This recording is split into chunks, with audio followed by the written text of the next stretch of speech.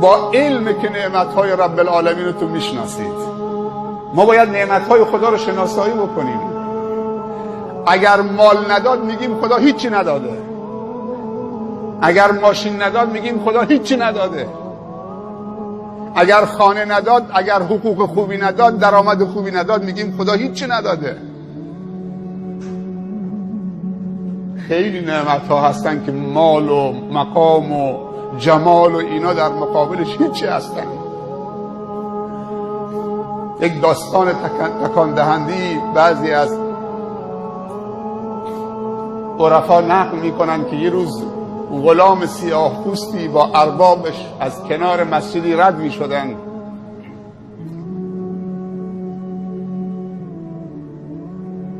وقتی که در مسجد رسید، اون غلام سیاه پوستی که برده اون ارباب بود گفت سرورم اجازه میدید چند دقیقه برم تو خانه خدا 2 رکعت نماز بخونم؟ گفت برو ولی دیر نکن. این سیاه پوست، این غلام زرخرید، با اجازه آقاش اربابش آمد تو خانه خدا. توقفش تو خانه خدا طولانی شد. اربابش بیرون در ایستاده بود، صدا زد ای سیاه، ای غلام.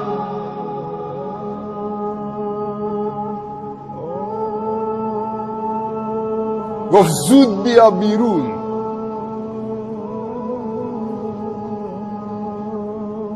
این غلام صدای اربابش زد که سرورم نمیگذارن بیام بیرون، میخوام بیام بیرون اجازه نمیدن. گفت من آقای تو هم سرور تو هم، تو مملوک منید، عبد منید، برده منید، چه کسی غیر از من نمیذاره تو بیاد بیرون؟ گفت همون کسی که به تو اجازه نمیده بیاد داخل خونش. همون کسی که به تو اجازه نمیده بیاد داخل خونش به من اجازه نمیده که بیام بیرون.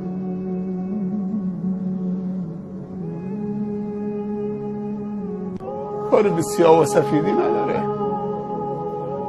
یک، علم نعمت، معرفت نعمت. 2، حال یعنی چی؟ یعنی اینکه دل مؤمن شاد بشه به شناخت نعمتهای خدا، نعمتهای واقعی خدا.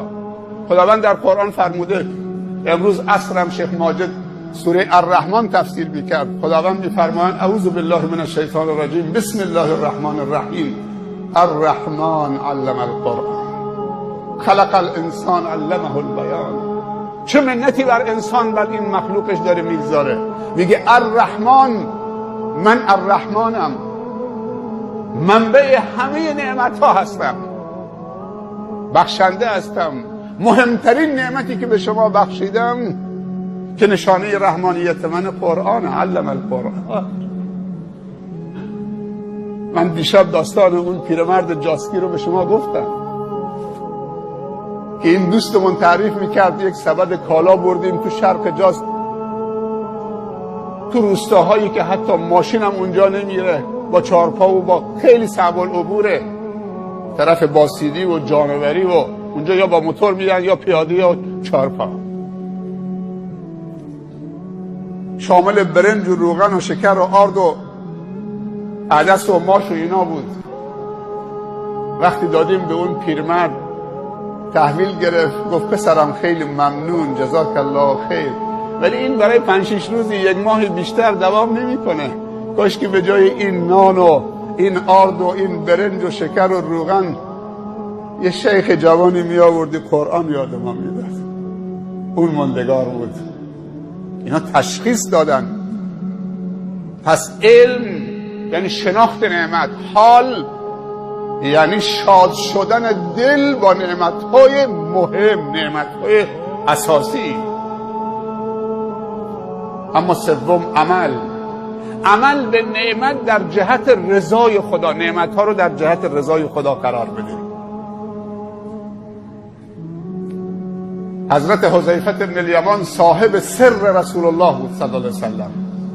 اسرار رسول الله پیش این آقا بود، اسرار خصوصیش. یه روز شیطان رو در خواب دید، که تو سرش میزنه داره زار زار گریه میکنه. گفت شیطان چرا زار زار گریه میکنید؟ گفت به دو علت. یکی این که خدا در لعنت رو بر من باز کرده تا قیام قیامت، همینجور مردم و فرشتگان و سایر مخلوقات بر من نفرین و لعنت میکنن. و دوم این که خدا قلب مؤمنین را بر من، نفوذ من در قلب مؤمنین رو مسدود کرده. هر وقتی که تصمیم گرفتم نفوذ بکنم بر قلبشون، با هیبت مؤمنین مواجه میشم که تبدیل به آتشی میشه میخواد منو بسوزونه. امروز شما اینجایید، امشب اینجایید. آیا شیطان اجازه داد؟ آیا راضی شد که شما بیاید؟ آیا خوشش میاد؟ شما محکم ایستادید، استقامت دارید میکنید، لیکن نفوذ به دل مؤمنان مسدود کرده. من نمیتونم وارد بشم. چه نعمتیه. همش جوان نشسته. نه که اینجا، درست مسجد الحرام در دنیا فقط یک جاست، کعبه، اما قبله همه جا هست. اون برنامه‌ای که الان اونجا اجرا میشه ما هم اینجا اجرا میکنیم. اونجا قیام، اینجا هم قیامه. اونجا خط میخونن، اینجا ما خط میخونیم. پس میشه برنامه‌های خوب و هر کجای دنیا داشته باشه.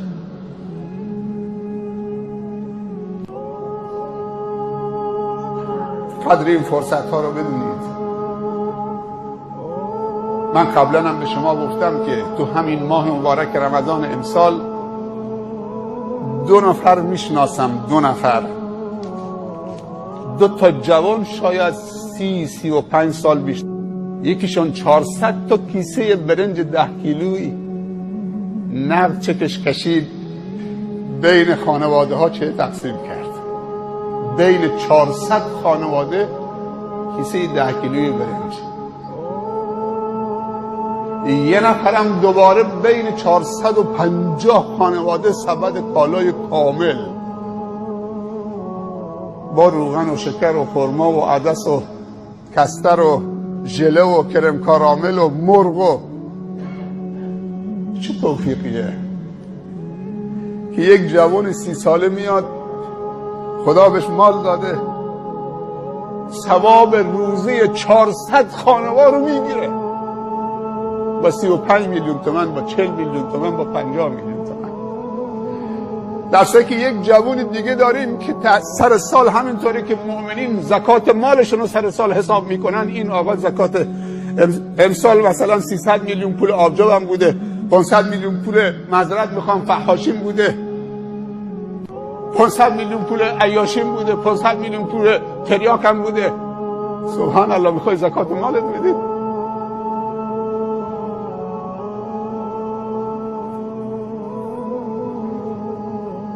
هرچی کنی به خود کنی، گر همه نیک و بد کنی، کس نکند به تو آنچه که خود به خود کنی. امشب شب 23 یکی از شب‌هایی است که امید هست شب قدر باشه. 83 سال و 6 ماه در یک شب عمر معنوی برای شما تولید میشه. اگر تو امشب یا شب‌های آینده نصیبتون بشه، عمر معنویتون 83 سال، یعنی کسی 5 تا رمضان 5 تا شب قدر نصیبش بشه 415 سال عمر معنوی میکنه.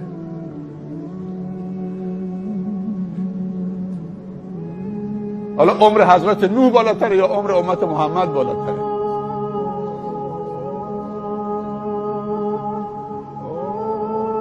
ده تا شب قدر نصیبش بشه حساب بکنید 800 سال، 900 سال تو 10 تا شب قدر اگر نصیبت بشه. لیلة القدر خیر من 1000 شهر، سلام هی حتی مطلع الفجر. درهای 7 آسمان شکافته میشه، موجودات نورانی از آسمان نورباران میشن به طرف زمین، زمین رو نورباران میکنن.